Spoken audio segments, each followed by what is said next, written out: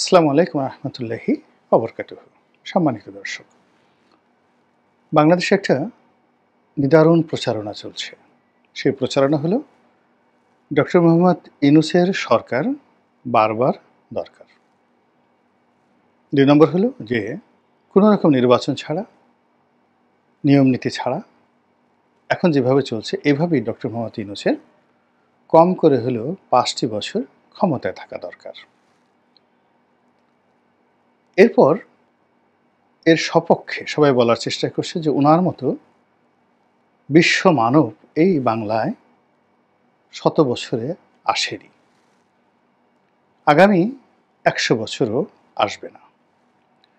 ফলে ইসলামপন্থী যে সকল লোকজন রয়েছেন যারা মাঠে ময়দানে ওয়াজ করেন, তারা তাদের কর্মী, সমর্থক, ভক্ত, মুরিদান সবাইকে নিয়ে দ্বিধার্সে ডক্টর মোহাম্মদ ইউনূসের পক্ষে বলার চেষ্টা করছেন যে এই ভদ্রলোক হলেন আল্লাহর একটা নেয়ামত, আল্লাহর একটা রহমত, আল্লাহর একটা বরকত।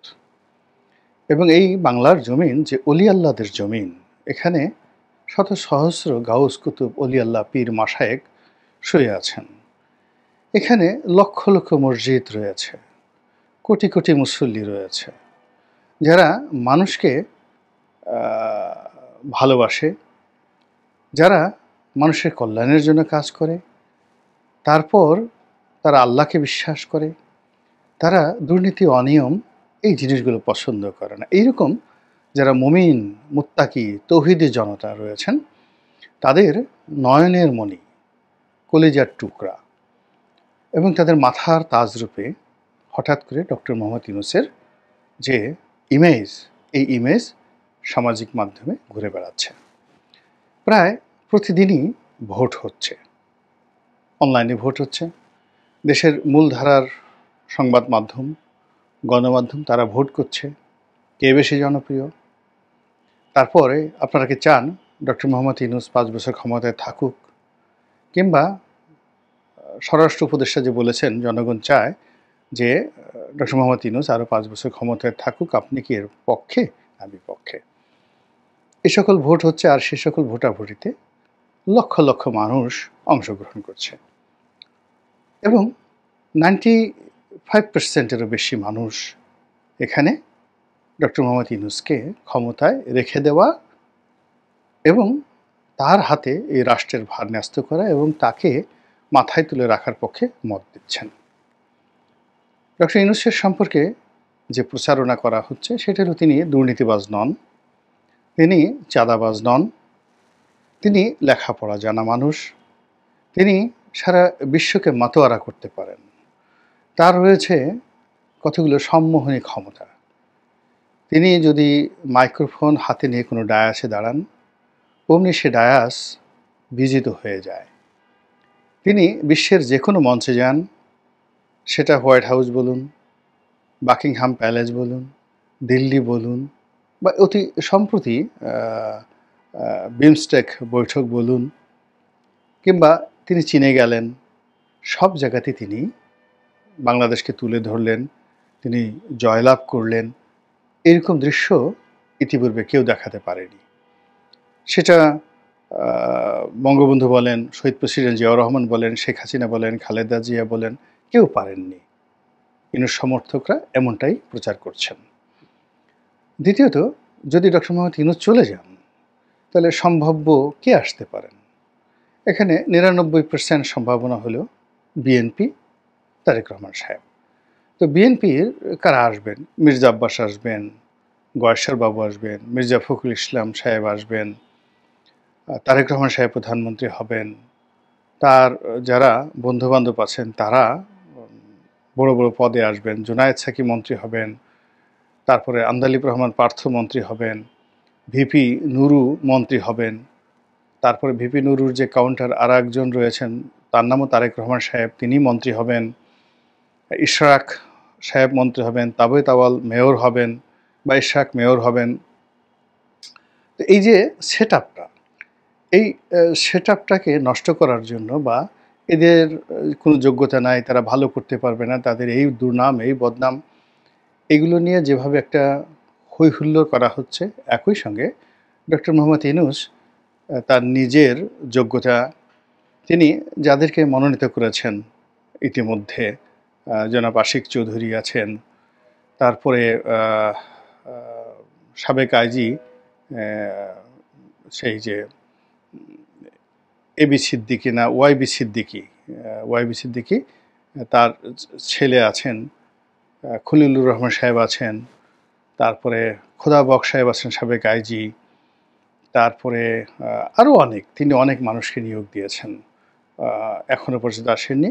তো তাদের সম্পর্কে যে সকল কথা বলা হচ্ছে, তারা হার্ভার্ড গ্রাজুয়েট, তারা অক্সফোর্ড গ্রাজুয়েট, তারা পৃথিবী থেকে ভূমি থেকে ৪১,০০০ ফিট উপর, অর্থাৎ হিমালয়ের যে উচ্চতা ২৯,০০০ ফুট, তার চাইতেও আরও ১২,০০০ ফুট উপরে গিয়ে ১২,০০০ ফুট উপরে গিয়ে প্লেন থেকে ঝাঁপ দিয়েছেন। তো তাদের কলিজা এত যেন তেন কলিজা নয়, অত উপরে তো কোনো পাখি উড়তে পারবে না।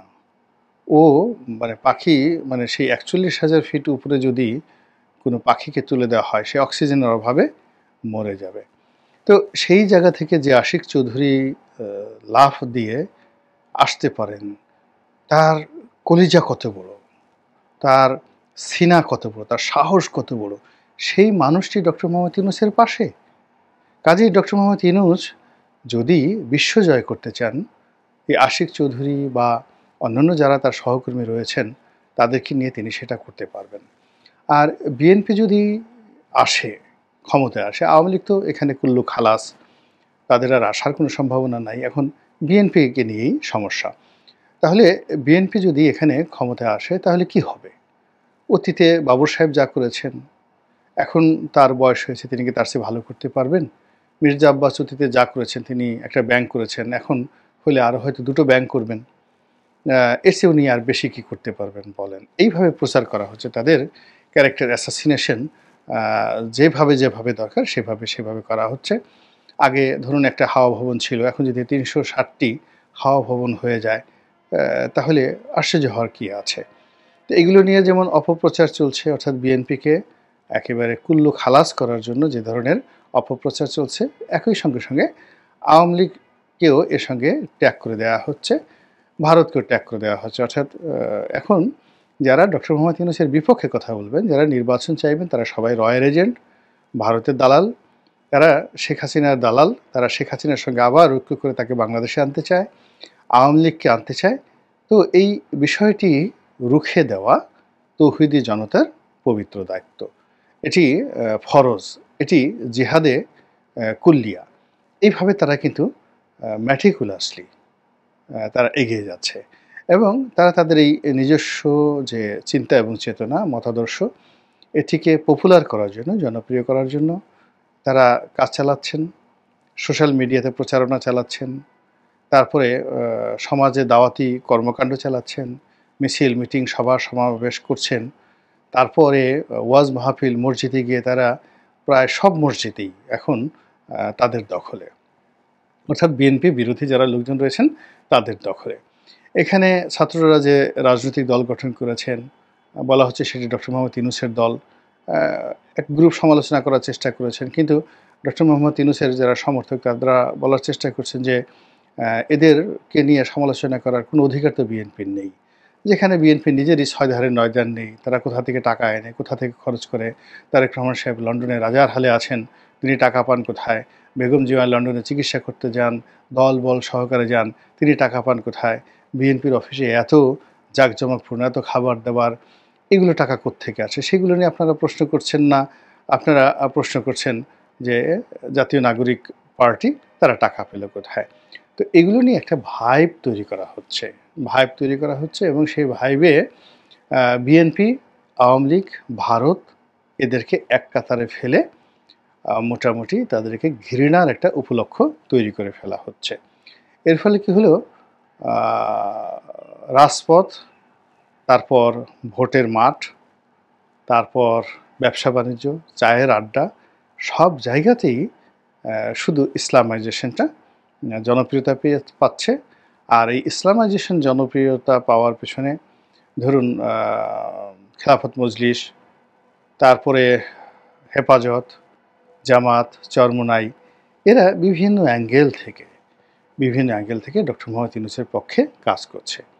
তৌহিদি জনগণ মনে করছেন যে বাংলাদেশে যেহেতু শতকরা ৯০% মুসলিম রয়েছে, তো এই শতকরা ৯০% মুসলিমের মধ্যে যদি তারা ৭০% মুসলিমকে ডক্টর ইউনূসের পক্ষে নিয়ে আসতে পারেন, তাহলে সেক্ষেত্রে যদি ডক্টর মোহাম্মদ ইউনূসের হাত ধরে একটা খিলাফত, একটা ইসলামী রাষ্ট্র, একটা কল্যাণ রাষ্ট্র, একটি আধুনিক রাষ্ট্র, যে কথাই বলা হোক না কেন, সেটি যদি প্রতিষ্ঠা করে ফেলা যায়, সেটা ৫ বছর হোক ১০ বছর হোক, তাহলে এটা আগামীতে বহুদিন পর্যন্ত কন্টিনিউ করবে। এরপরে দেখা গেল যে ডক্টর মোহাম্মদ ইউনূসের পরে জামাতের আমির সাহেব এলেন। তো জামাতের আমির সাহেব এলেন, উনি যতদিন ওনার আল্লাহ হায়াত দান করলেন, উনি ততদিন থাকলেন। তারপরে নাহিদ আসলেন, এখন যিনি জাতীয় নাগরিক পার্টির সভাপতি, তিনি আসলেন, তিনি অনেক দিন থাকলেন তার বয়স অল্প, তার সঙ্গী সাথীদেরকে নিয়ে। তো এভাবে দেখা গেল যে মুসলমানরা অতীতে যে সকল ডাইনেস্টি, সেটা সুলতানি আমলে তারা বহু বছর শাসন করেছে, ৩৫০ বছর মুঘলরা শাসন করেছে। তো ৩৫০ বছরের আগে প্রায় মোর দ্যান 400 ইয়ার্স সেই বিভিন্ন মুসলমান শাসকরা ভারতবর্ষ শাসন করেছেন। তো এর মধ্যে তো যারা শুরু করেছিলেন কুতুবউদ্দিন আইবেক, তিনি একজন সাধারণ দাস ছিলেন, কৃতদাস, এবং তার দুটো হাতও ছিল না, তার দুটো হাত ছিল। তো তার দ্বারা যদি দিল্লিতে এত বড় একটা সালতানাত প্রতিষ্ঠিত হতে পারে, তাহলে কেন নাহিদরা পারবেন না? কেন ডক্টর মোহাম্মদ ইউনূসের সাথে এত যোগ্যতম যারা লোকজন রয়েছেন তারা পারবেন না? কিংবা ইখতিয়ারউদ্দিন মোহাম্মদ বিন বখতিয়ার খলজি, যিনি সেই তুরস্ক থেকে ভাগ্যান্বেষণে ছিলেন, তার চেহারাও ভালো ছিল না, হাত দুখানা বেঢপ আকৃতির ছিল, তিনি যদি বাংলা দখল করতে পারেন এবং বাংলার মানে প্রায় ৫০ বছর শাসন করেছেন সেই লক্ষণ সেন, তো তার মতো শাসক যিনি খুবই জনপ্রিয় ছিলেন, প্রজারঞ্জক ছিলেন এবং অত্যন্ত বুদ্ধিমান এবং যাকে বলা হয় সাহিত্যিক, দার্শনিক ছিলেন। অদ্ভুত সাগর এবং দান সাগর নামক দুইখানা বিখ্যাত গ্রন্থ তিনি রচনা করেছিলেন। একটি তার বাবা লিখে গিয়েছিলেন, সেটি অসমাপ্ত ছিল, সেটা তিনি শেষ করেছেন, আর দ্বিতীয় তার আর একটা তিনি নিজে রচনা করেছেন। তো তার মতো একজন মানুষকে যদি ইখতিয়ারউদ্দিন মোহাম্মদ বিন বখতিয়ার খলজি বাংলাদেশ থেকে তাড়িয়ে দিতে পারে, তাহলে সেই সেন বংশের রাজাকে তাহলে কেন এই বাংলা থেকে আওয়ামী লীগ এবং বিএনপি, যারা এই বাংলাদেশে আসলে সেই প্রথম থেকে তাদের যারা বিরোধী পক্ষ, তাদের বক্তব্য এরা শুধু নফরত নফরত নফরত, যা কিছু করেছে ঘৃণা ঘৃণা ঘৃণা, যা কিছু করেছে ইসলামের ক্ষতি ইসলামের ক্ষতি ইসলামের ক্ষতি, যা কিছু করেছে দুর্নীতি দুর্নীতি দুর্নীতি। তো তাহলে এই জিনিসগুলো আল্লাহর একটা বিচার আছে না, আল্লাহর একটা বিচার আছে। আল্লাহ সময় পর পর বিভিন্ন সময় মুজাদ্দেদ পাঠান এই দুনিয়াতে, সমাজ সংস্কারের জন্য, রাষ্ট্র সংস্কারের জন্য, জাতি গঠনের জন্য, তারপরে মানুষকে একটি যাকে বলা হয় কল্যাণময় জীবন দানের জন্য আল্লাহ রাব্বুল আলামিন বিশেষ মনোনীত ব্যক্তি পাঠান। তো আমাদের সেই স্বাধীনতার পর থেকে এই পর্যন্ত ডক্টর মোহাম্মদ ইউনূসের যারা সমর্থক, তাদের বক্তব্য হলো যে যারাই এসেছেন তারা কেউ ডক্টর মোহাম্মদ ইউনূসের সমপর্যায়ের লোক নন।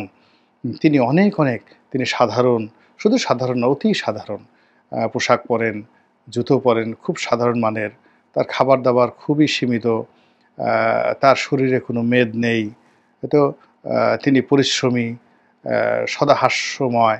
তো এরকম একজন মানুষ সাক্ষাৎ যাকে দেখলে আপনার পাপও ক্ষয় হতে পারে। তিনি নামাজ কালাম শুরু করেছেন, টুপি মাথায় দেওয়া শুরু করেছেন। তো এই মানুষটিকে কোনো অবস্থাতেই তৌহিদি জনতা হারাতে চাচ্ছে না, তাকে রেখে দিতে চাচ্ছে। আর তাকে যদি রেখে দিতে হয়, তাহলে তার যারা সমালোচনা বা তাকে যারা বিব্রত করতে চায়, তার কাছে নির্বাচন চেয়ে তাকে যারা অপমান করতে চায়, তো তাদেরকে তো শান্তিতে ঘুমাতে দেওয়া উচিত নয়। তো কাজেই আওয়ামী লীগ এবং বিএনপি যে দলটি ডক্টর মোহাম্মদ ইউনূসকে গালাগাল করছে বা সমালোচনা করছে, বিএনপি এখন ওইভাবে গালাগাল করছে না, আওয়ামী লীগ গালাগাল করছে, আর বিএনপি মৃদু সমালোচনা করছে, তাদের ক্ষোভ ঝাড়ছে, সন্দেহ করছে। কাজেই এইগুলোর বিরুদ্ধে কার্যকর ব্যবস্থা নিয়ে এই মানুষটিকে আজীবনের জন্য আজীবনের জন্য ক্ষমতায় রাখতে তার সমর্থকরা যে চেষ্টা করছেন, সেই চেষ্টার মধ্যে আপনি বাংলাদেশের কল্যাণ এবং সংহতি কতটা দেখতে পাচ্ছেন। আল্লাহ আমাদের সবাইকে হেদায়েত দান করুন এবং হেফাজত করুন। আসসালামু আলাইকুম ওয়া রাহমাতুল্লাহি ওয়া বারাকাতুহু।